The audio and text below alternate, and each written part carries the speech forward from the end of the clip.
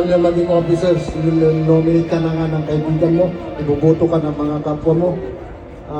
Ayaw niya. Kaya ang pagkakataon na ito, bigyan natin ang bawat isa, lalong-lalo na mayroon na tayong mga individual provinces.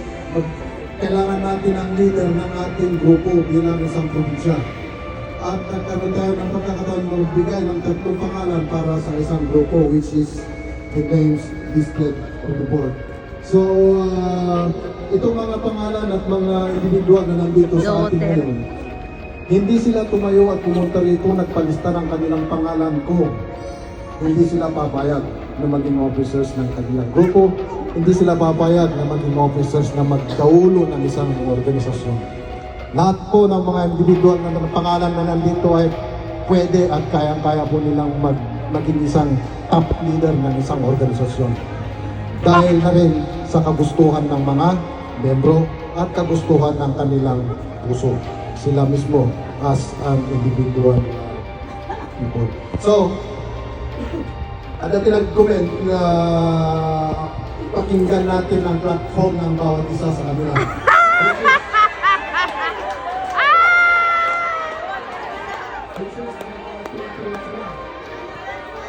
Good idea!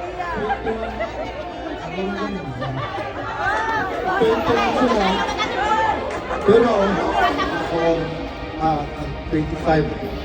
Dahil kailangan nga po, election na nagkaroon tayo 16 attendance. Wow! Palakpakan! Mabotong na kami sa nomination. Hindi naman pagkakos. Ang karoon tayo election, iti attendance rate 19. Ang gano'n may tayo alas 5 at 30. Ito, agrugi. Ang election tayo iti alas 3, magrugi tayo iti alas 5. Iti attendance tayo at 31. So nga na ito, ito iti members ng organization tayo at 187 registered. 187. So nga na, that meeting tayo at man lang ito, ipagbilang hanggang 1, 2, 3, 4, 187. Yeah, ito nagbilang. So, rating attendance that we are very grateful for this organization. Pagpakita yung ako. Palakpak!